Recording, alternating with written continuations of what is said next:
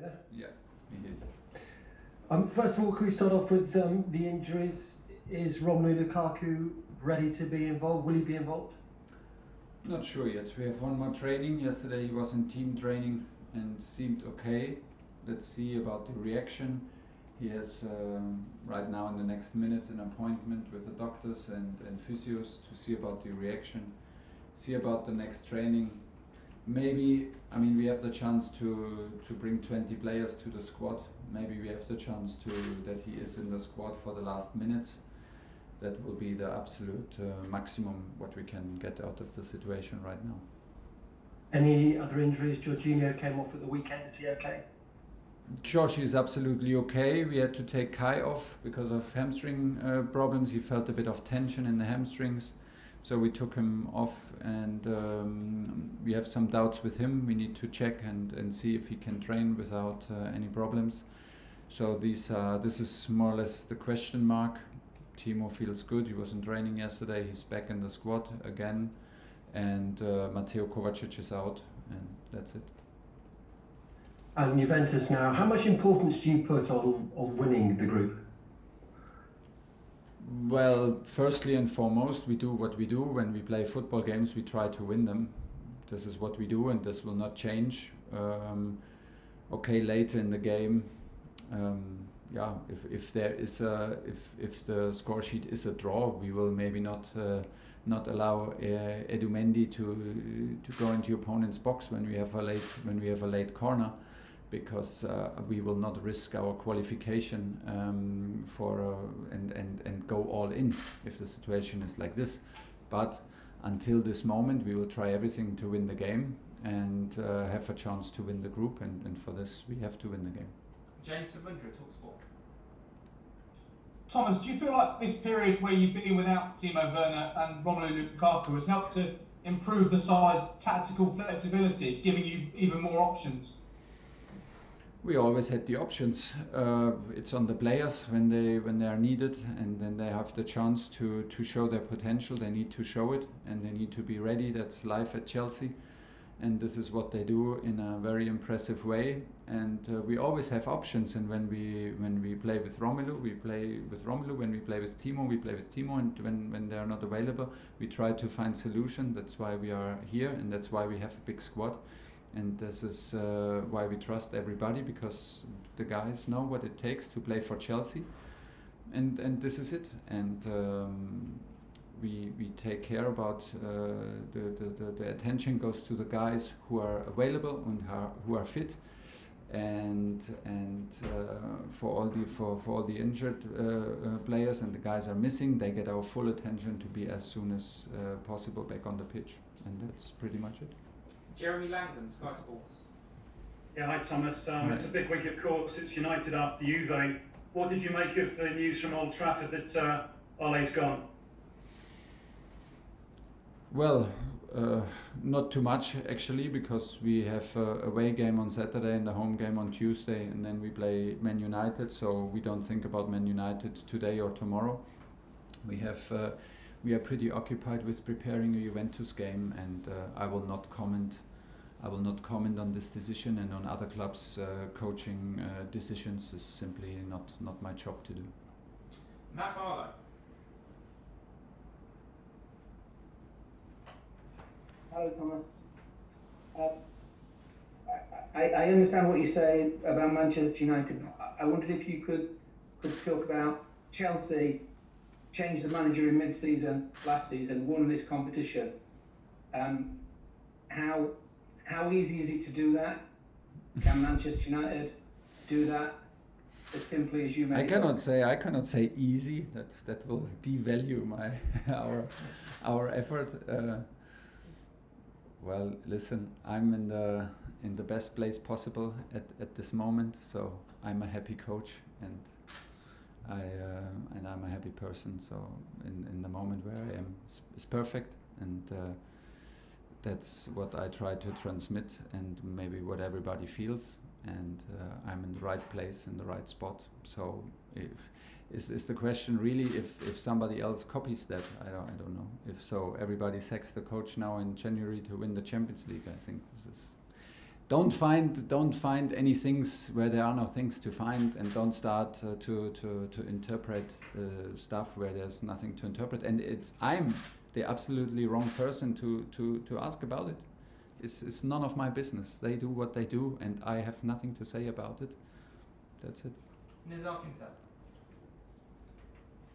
Thomas, I wanted to ask you about Reece James. He got another assist in the last game. His numbers are pretty ridiculous this season. How much extra have you seen from him in a month by month, and with his continued improvement? And you think he can be the best sort of wing back in the world or full back in the world? And do you not see him as a central defender anymore? Do you see him as a wing back? Right now he plays as a wing back, and he does this on a very high level. For me, I see no reason why we should now get carried away and think about things like, is he the best in the world, the best in England, or the best in Europe? These things they do not help us.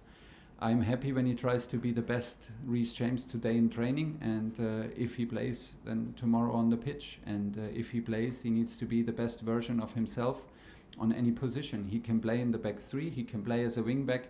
He played for England on a midfield position. He did for us when we played in Aston Villa last year. He is improving. He steps. He takes responsibility, and it is needed. He is far from finished in his development. He is super young. He has all the potential to be a big and important player for Chelsea, and he's on his way. Not more, and obviously not less. And I feel him. I feel him dedicated and hungry for more, and this is what we want. Mark Irwin. Hi Thomas. I understand that the owner is in town at the moment. He was at the club yesterday. Are you expecting him to be at the game tomorrow night?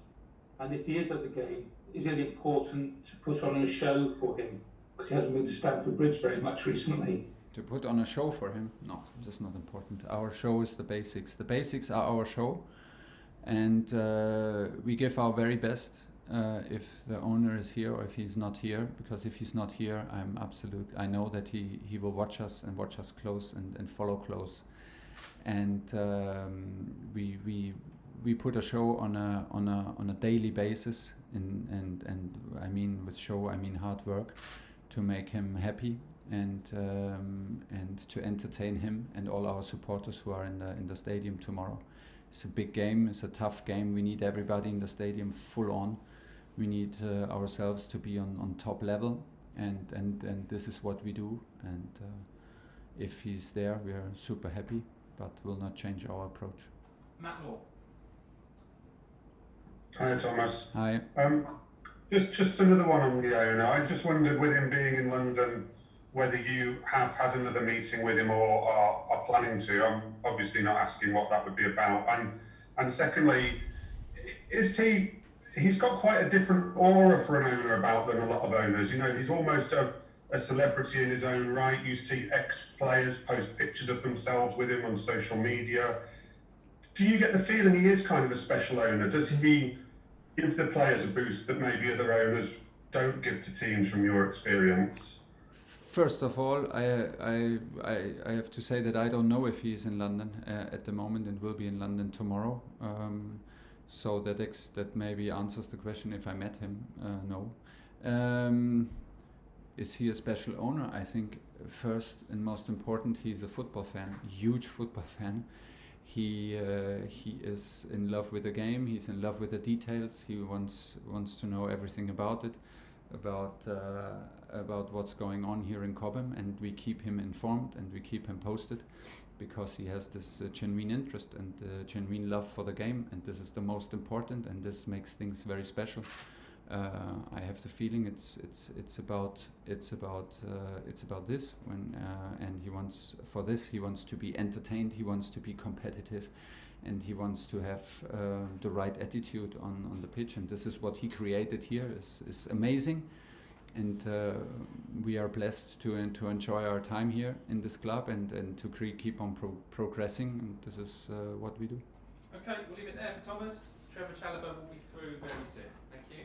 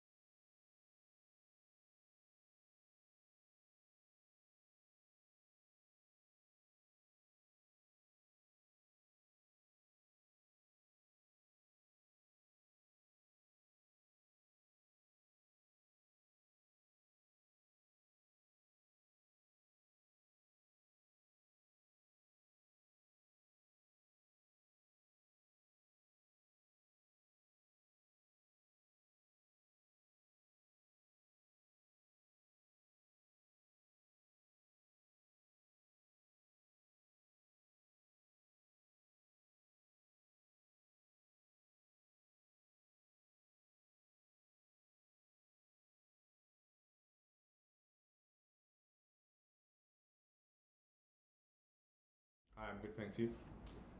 Yeah, good, thank you. Trevor, after losing to Juventus in Turin, is that something you're looking to put right tomorrow night? I think, yeah, obviously as a club, we want to win every game, and I think that's the most important thing. I mean, it wasn't our best performance in that game, and we want to rectify that tomorrow.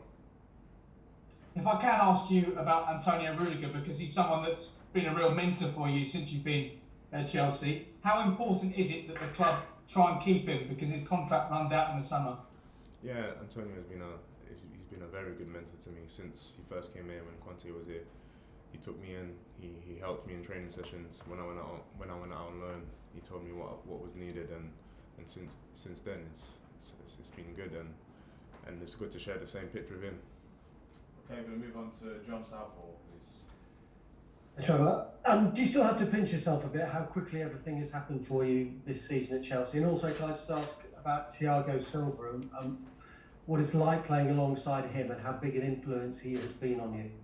Yeah, I still pinch myself to this day, and it's been an unbelievable start for me. And for me, it's important I keep the consistency up, the repetition, and every time I get the opportunity to play, then give it my all and show the manager what I'm about. And obviously, Thiago Silva is one of my other idols as well. Growing up as a kid, how successful he's been, and it's great sharing the pitch and the training sessions with him. And for me as a young player, it's someone I need to look at where I want to be and where I want to go to. Cheers, John. We're going to move on to Jeremy Scott. Yeah, hi Trevor. It's been an outstanding season for you so far, a breakthrough season. What have been the highlights for you? I suppose the Super Cup and the Palace goal on your Premier League debut? Yeah. At the start, the Super Cup was my first ever competitive trophy for the club.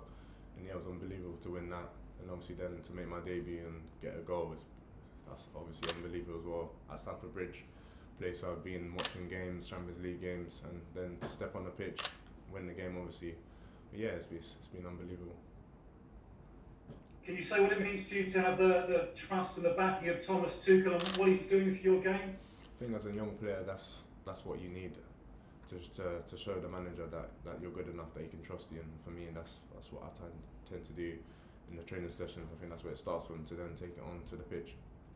Cheers, Jeremy. We can move on to Nick now. Hi, Trevor.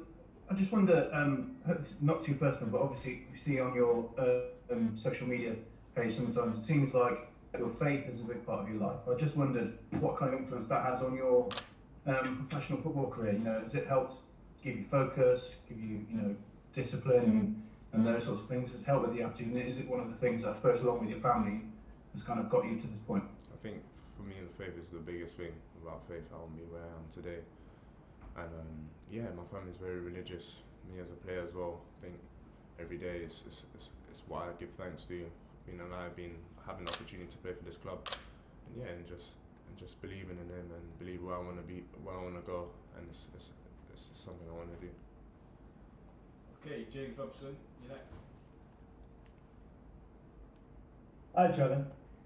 I'm just wondering what you thought this season would look like for you. I'm assuming you didn't think you'd be at Chelsea this season, maybe on loan, and I just wonder at what point did you realise actually I am going to stay here and I am actually going to have a chance of playing as regularly as you are? Yeah, when I came in from loan and started the pre-season, I was expected to go on loan again, but I got the opportunity to train and train with the manager. I said to myself, let me just give it my all and show him what I'm about. And for me, I didn't realise I would have stayed until probably after the Palace game. Although I played in the Super Cup and stuff, in my mind I was still thinking I was going to go on loan, and that's what I had in my mind. I just took every day as it came. What did he say to you, Thomas, when he told you that you are actually going to be part of my plans? Well, he just said to me, it's better I stay here and train with one of the best players and learn here, I think. And for me, I've been out on loan 3 seasons. I played over 100 games, and yeah, I think he said the best thing for me was to be around the squad and learn from here. Okay, cheers, James. We'll move on to Dom Fifield now. Hi, Trevor.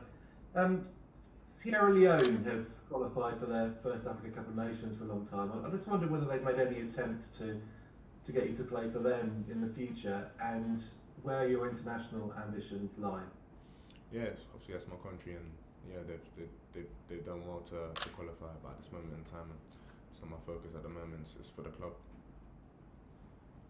Cheers, Dom. We're going to move on to Tom Roddy. Once you're ready, Tom. Hi, Trevor. Hi.